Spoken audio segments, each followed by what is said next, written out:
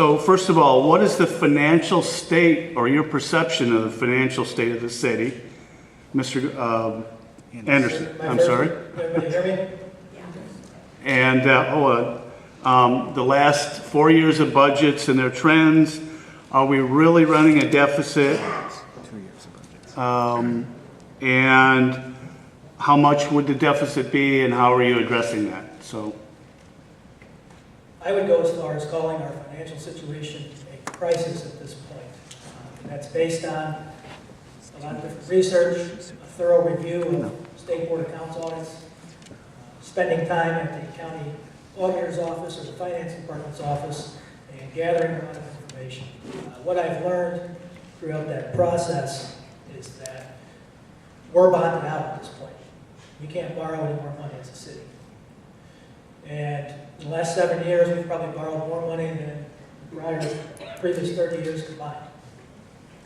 And because we're bonded out, I think it was bad timing when we actually bonded out our national debt. So it's coming at a time where our property tax revenues are declining more and more. The circuit breaker tax caps are affecting the city, and our revenue is increasing or decreasing dramatically for property taxes. And as a result, just to give an example, 2014, referring to the general fund in the city of Lake Station, the general fund is the biggest fund in the city of Lake Station. The general fund, the state certifies the budget every year. The general fund is the biggest. There's other subsections of the overall budget. Another subsection of the overall budget is our debt service. And basically what happens is with the decreasing property tax revenues and the way that our debt has increased to the point that we're maxed out, here's a number to throw out there. Just in interest alone, for the city hall that was built, we paid in 2014 in excess of $520,000 in interest. And a total of over $960,000 per year, all the way until the year 2030, we have to pay on that obligation. And that obligation is taken out first before any money is funded into our general fund. So in 2013, even though we set our budget at $3.3 million for our general fund, when the property tax revenues when the checks came in, there was probably less than $1.9 million that was actually received. So there's $1.4 million shortfall compared to what it looks like on paper we have compared to what we actually received. And part of the reason is because we had to pay $900,000 for that city hall. So when you look at the budget and you see that we only have $3.3 million, or we only have 1.9 and we need 3.3, that's a little bit of a crisis. Because the general fund is how we pay our day-to-day operations, it's how we pay our police officers. There's a lot of expenses in there. So what's been happening, if anybody's noticed, our water bills have increased. Our streets aren't getting repaired. We had, as a result of those shortages, and this is per the State Board of Accounts audit, we are having monies transferred from our water and sewer funds into the general fund to make up for those deficits. And that's kind of a way to get around property tax caps. We also transferred, the city council appropriated $420,000 from a casino fund that was supposed to be, by interlocal agreement, used only for purposes of infrastructure, for repairing our streets. But our streets didn't get repaired because we had to funnel that money in the general fund to pay our day-to-day operations. And so as a result of the spending, I think we're suffering, and funds that are supposed to be used for designated uses are not being used for those purposes. And so the short-term, I guess, resolution to that would be there's probably two options. Number one, we need to probably try to take a look at talking to some of these companies that we are in debt with and trying to restructure some of those debts so we can reduce the monthly payments and we can have more money going into the general fund. In addition to that, we need to be very financially responsible. We need to pay attention to every single penny that's being spent and make sure that it's necessary at this point. Long-term solution, in addition to the property tax caps, our assessed value taxes are based on our assessed value. Our assessed value has also gone down since 2007, which means another reason why our property taxes are decreasing. So the long-term solution would be to increase the assessed value of our city. That can be done in several ways. The quickest way to increase assessed value is to bring in new business.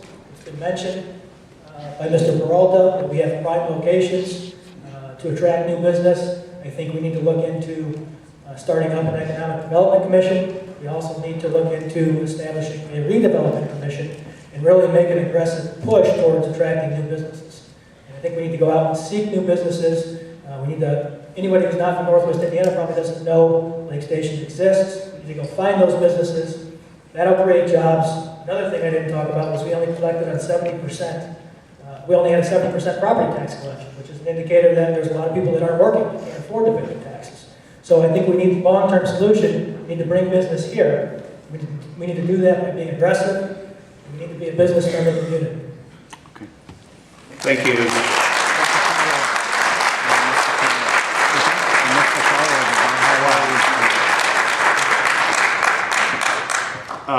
Mr. Gutzmer, do you want me to repeat the question? Yes, please. Okay, what is your perception of the financial state of the city, the last 4 years' budgets and their trends? Are we actually running a deficit? How much, and what would you do to address it? First of all, we are running a deficit, even though the books don't show it. We're paying over $500,000 in interest on City Hall. We're playing with money that we don't have. And when you do that, who takes care of it? Well, how does a house get taken care of? Let's put it in a family perspective. Okay, let's say you have a household budget of $1,500 a month. Okay, which is what my budget is, with what I have coming in.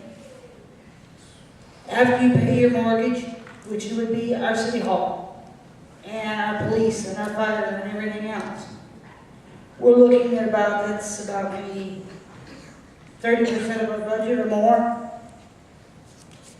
We don't have money to be spending on the parks, as nice as they are. I would love to do that, but we don't have it. We have to stick with what is important.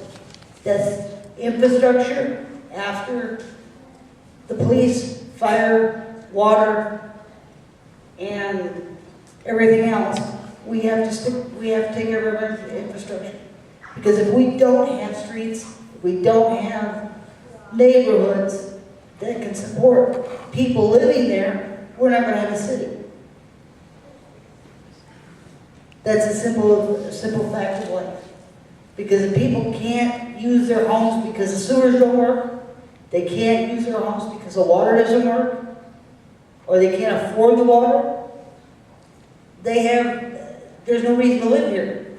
We can go move someplace else where we can have what we need.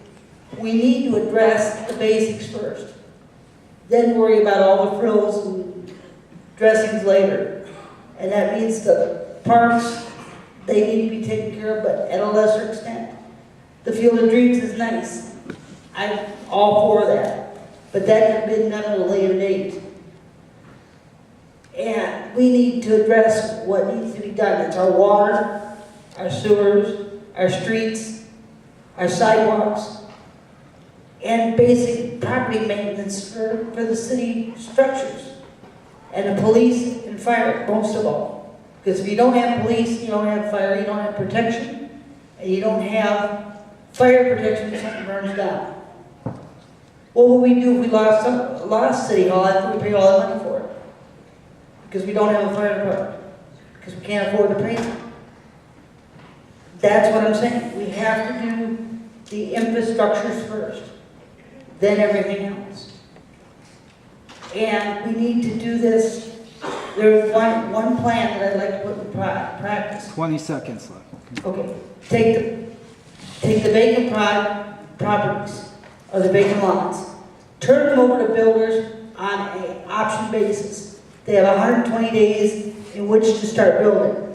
If they don't, they lose the option and it goes back on the block for somebody else.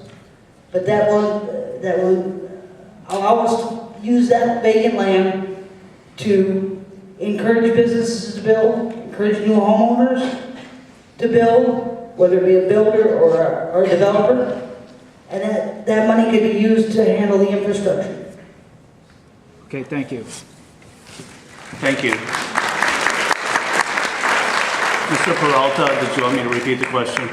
Yeah, one more. I feel like I'm Hollywood. Yes, one more time. Okay, sure. No worries. What is your view of the financial state of the city, the last 4 years of budgets and their trends? What, are we really running a deficit? And if so, how much is it? And what would you do to address it? Okay, first of all, and as clear and simple as possible, we are suffering in the town because everything is not transparent. There's too much wheeling and dealing ongoing behind closed doors. When I lived here 30-some years ago, there was over 30,000 voters here, residents here. We're down to 12,500 people. How many of the people will show up to vote is anybody's guess. I have a sneaky suspicion that the election that will develop on May 4th will be a low turnout. That's what's scary. But the 12,500 people that are here, all that burden's on their back. It has to change. You can't be borrowing from Pedro to pay Pablo. They're broke. Nobody's making any money. Somebody's making money. And we know where it's going. That's a shame.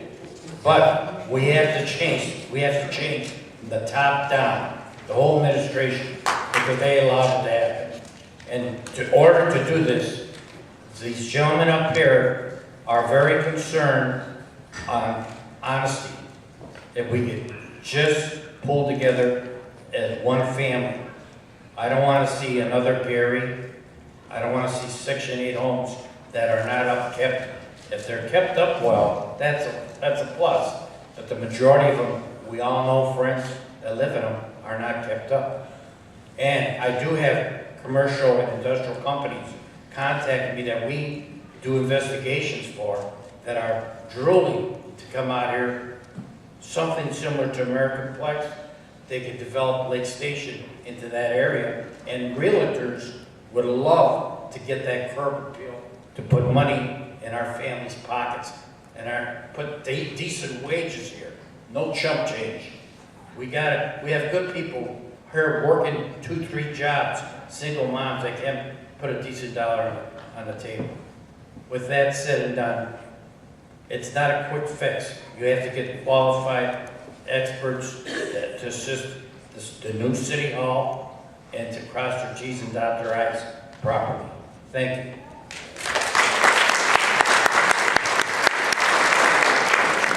Mr. Ostrander, do you want me to repeat it? I think I've got it now.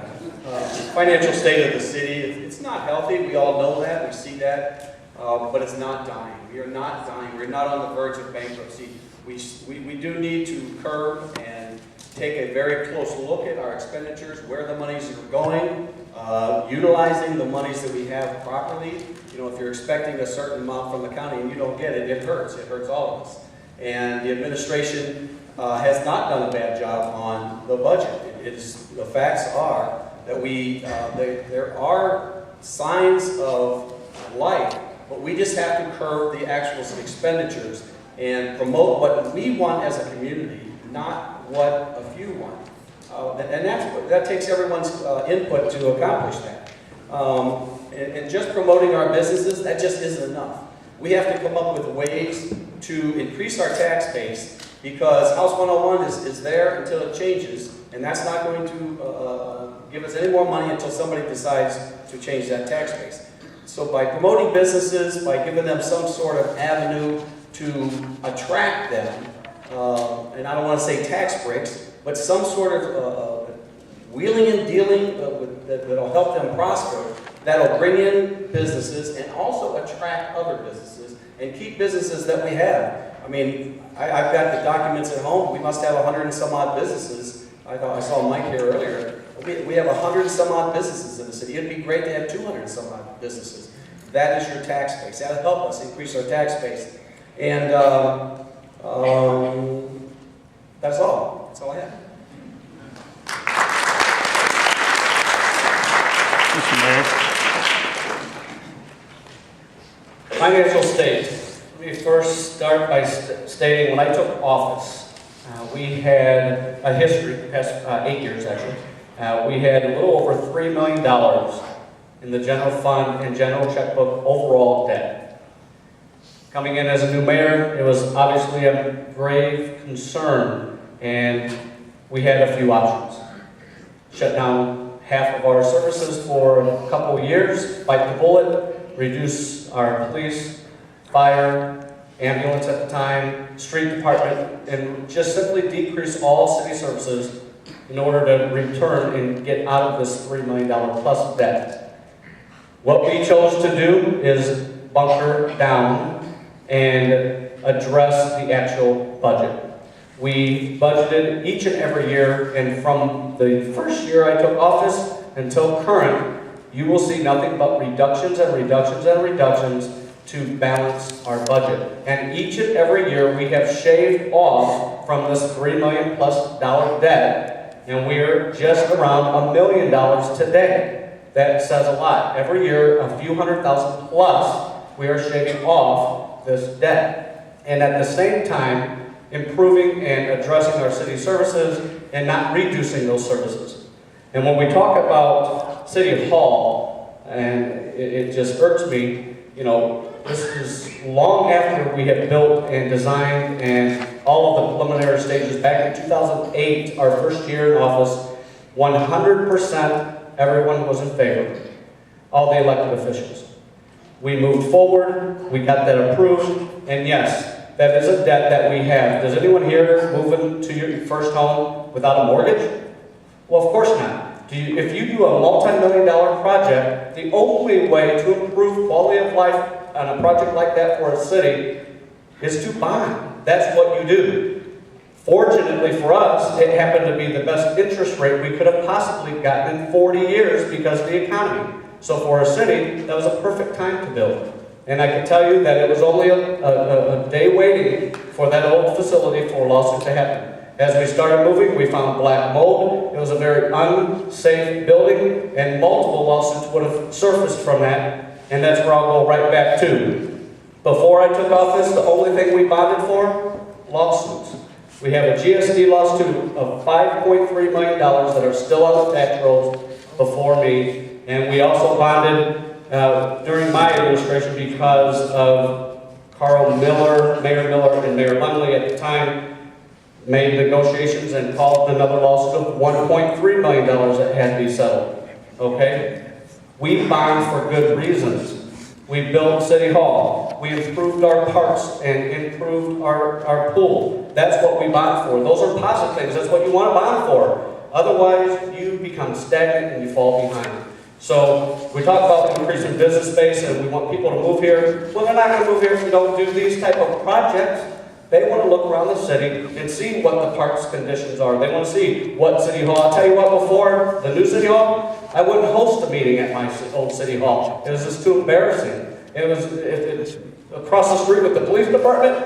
Anyone that has been through it, talk to any of the history if they want to tell you the truth. The police department was awful, awful. People would come and meet with the police chief. They'd have to walk through a bathroom hallway to meet with them, and not to mention the mismatched, ripped up carpeting and the leaking, and it was awful. Long overdue. There was no discussion of we didn't need to do this. This is an absolutism. We needed to do this in order to move our community forward. As far as the past 4 years, again, I think I've already addressed that at my own time. Go ahead. 30 seconds. Okay, so simply, we have reduced the budget each and every year. The books don't lie, and we spend less than what we get in as revenue every year. So, thank you.